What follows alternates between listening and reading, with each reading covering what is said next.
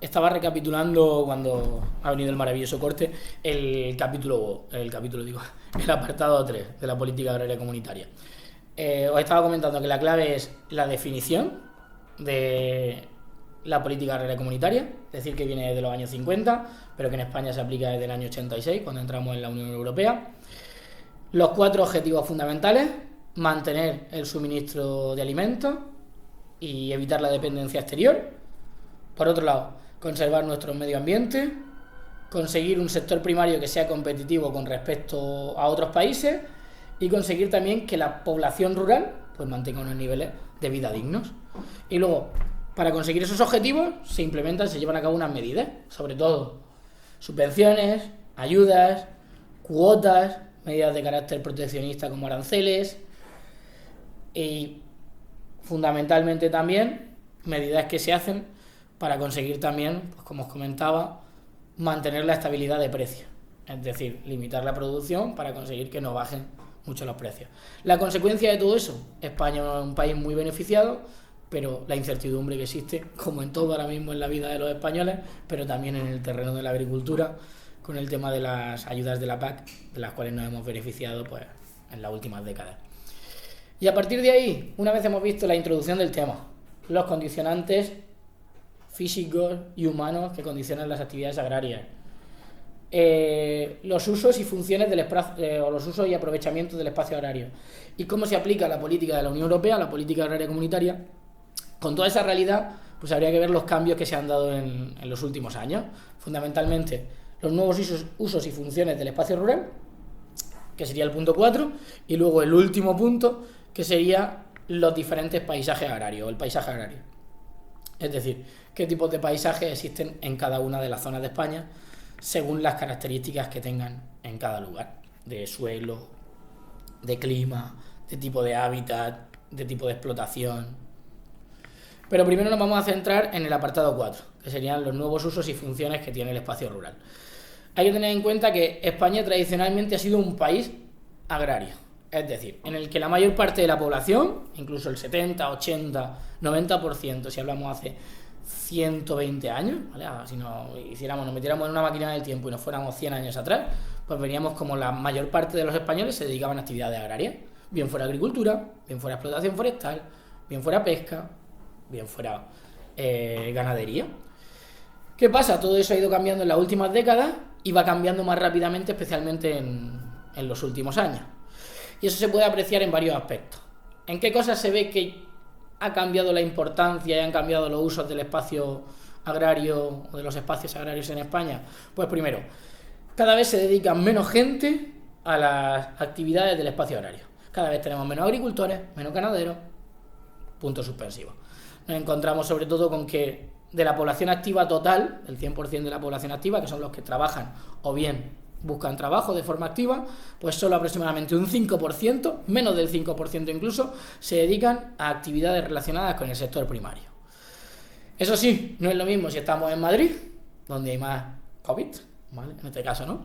Donde hay menos gente que se dedica a actividades del sector primario, o en País Vasco o en Cataluña, que si nos vamos a zonas como Murcia, Almería, Castilla-La Mancha, Andalucía en su conjunto, no solo Almería, donde hay un mayor porcentaje de gente, más de un 5%, que se dedican al espacio, a trabajar en actividades del espacio rural, actividades como la agricultura, ganadería, etc.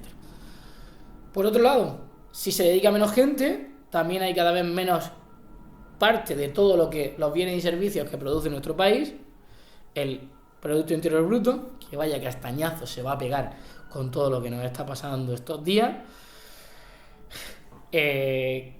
También la aportación al Producto Interior Bruto del sector primario, el quesito, como si esto fuera una porción del trivial, un quesito del trivial, cada vez es menor el que nos da el sector primario. Se calcula ya que es menor la aportación de las actividades del sector primario, actividades agrarias, al total del Producto Interior Bruto de España, es menor a un 4%.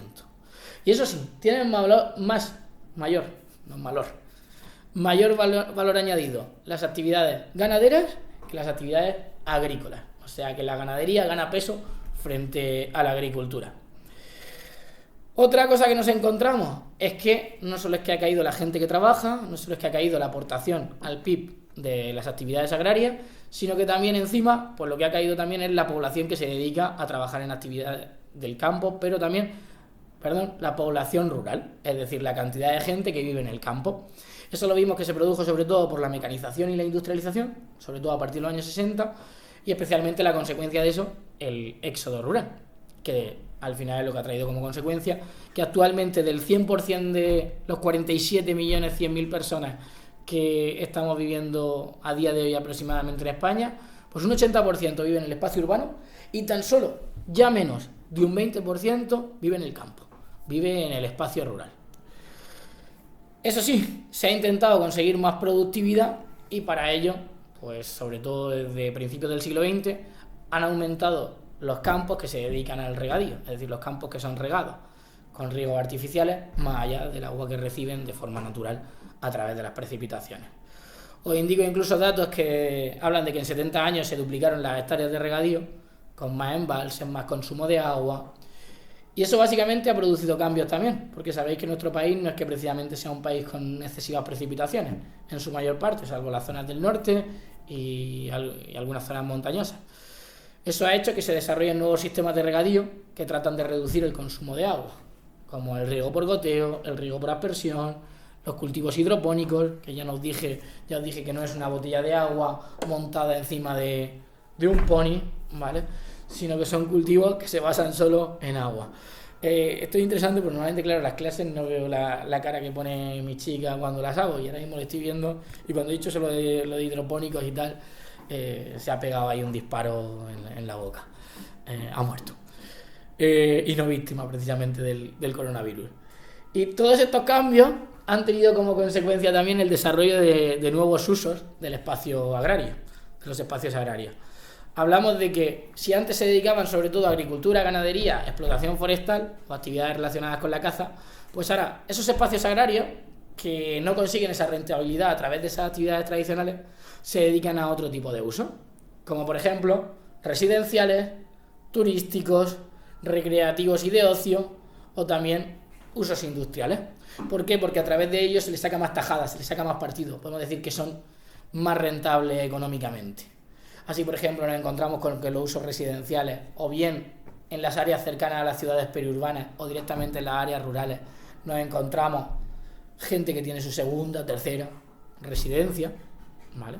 Conocemos muchos ejemplos y seguro que más de uno de vosotros es su caso. También encontramos usos recreativos y de ocio, actividades como paintball, escalada, rafting. Esas zonas rurales se dedican a esas actividades que proporcionan también un dinero también importante. También se obtiene riqueza a través del turismo, a través de las casas rurales, a través de alojamientos, que permiten además romper un poco con la rutina y monotonía de la ajetreada vida urbana de las ciudades, aunque en los últimos días está la cosa complicada también eso de con la ajetreada vida urbana.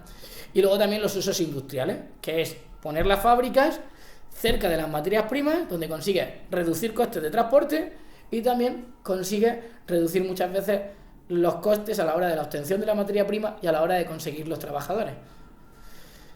Lo que se busca en todas esas formas de trabajar, esos nuevos usos y funciones del espacio agrario, del espacio rural, es un desarrollo que combine el desarrollo económico con conservar y garantizar un medio ambiente adecuado. La idea esa del desarrollo sostenible. Es una de las palabras de vocabulario de estos temas. Hay que tener en cuenta esa palabra porque puede salir también en selectividad. El desarrollo sostenible, tipo de desarrollo que garantiza desarrollo económico, pero también permite pues garantizar la conservación del medio ambiente.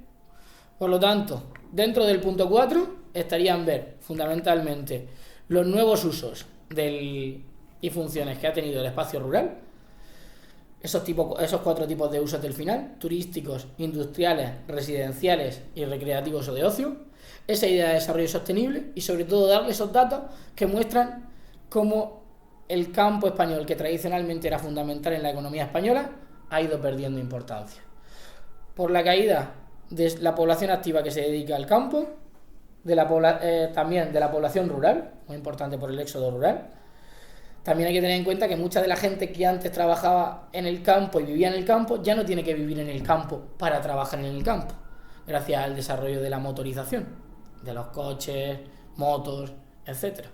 el más rápido el desplazamiento y de otro tipo de transporte.